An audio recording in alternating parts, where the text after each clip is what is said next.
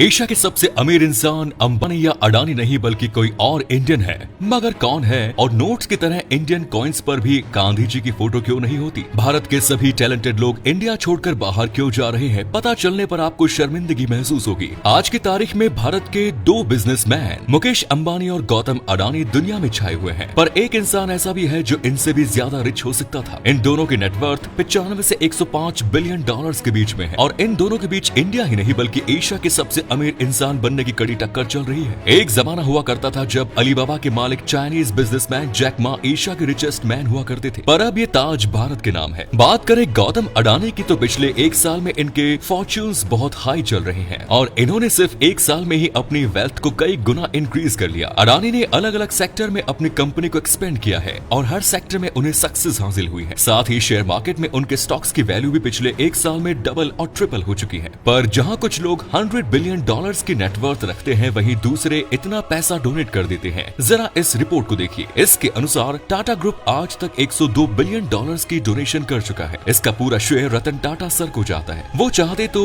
वो इंडिया के सबसे अमीर इंसान बन सकते थे और शायद दुनिया के वेल्थिएस्ट लोगों में भी उनकी गिनती की जाती, पर उन्होंने डोनेशन का रास्ता चुना। आज भी टाटा ग्रुप का 66% प्रॉफिट हर साल डोनेट कर दिया जाता है और इसीलिए रतन टाटा सर को हर इंडियन अपना आइडियल मानता है। रतन टाटा जी के लिए इस वीडियो पे एक लाइक तो बनता है। दोस्तों, जब बात करेंसी नोट्स की आती है तो हमें हर नोट पर गांधी जी की पिक्चर देखने को मिलती है, पर क्या कभी आपने सोचा है कि कॉइन्स पर गांधी जी की पिक्चर्स क्यों नहीं होती? इसका कारण है कॉइन्स बनाने की कॉस्ट पर गांधी जी की कॉइन्स पर फोटो पहली और आखिरी बार साल 1969 में कुछ गिने चुने सिक्कों पर दिखा था। अगर आप ₹1 का सिक्का बना रहे हैं तो आपको ध्यान रखना होगा कि उसको बनाने की कीमत ₹1 से ज्यादा नहीं होनी चाहिए। एक कॉइन को बनाने के दौरान उसकी साइज, विड्थ और उसकी मॉडलिंग कॉस्ट को ध्यान में रखना होता है। 1, 2 या ₹5 के कॉइन्स में किसी महान पर्सनैलिटी की पिक्चर मोल्ड करने के लिए काफी ज्यादा कॉस्ट आएगी और यही कारण है कि गांधी जी की पिक्चर हमें कॉइन्स पर देखने के लिए नहीं मिलती। हालांकि अगर चाहे तो ₹10 के कॉइन्स पर किसी महान पर्सनैलिटी की पिक्चर मोल्ड कर सकती है। वैसे आप ₹10 के कॉइन पर किसकी पिक्चर देखना चाहेंगे? कमेंट्स करके जरूर बताइए। यूएई जैसे अमीर देशों में रहने वाले 42% लोग इंडियंस हैं। अमेरिका में भी हम इंडियंस की बहुत बड़ी पॉपुलेशन रहती है। एक एस्टिमेट के अनुसार करीब 1.8 करोड़ इंडियंस विदेशों में रह रहे हैं। पर आखिर ऐसा क्यों है और इतने ज्यादा नंबर्स में इंडियंस देश को छोड़कर क्यों चले जाते हैं? इसका सीधा सा रीजन है लैक ऑफ अपॉर्चुनिटीज। भारत में रहकर टैलेंटेड लोगों को प्रॉपर अपॉर्चुनिटीज नहीं मिल पाती और अगर कोई अच्छी जॉब मिल भी गई तो उनकी सैलरीज काफी कम होती है। आपको जानकर हैरानी होगी कि अमेरिका और यूरोपियन कंट्रीज में इंजीनियर्स को भारत के कंपैरिजन में 5 से 6 गुना ज्यादा पैसा मिलता है।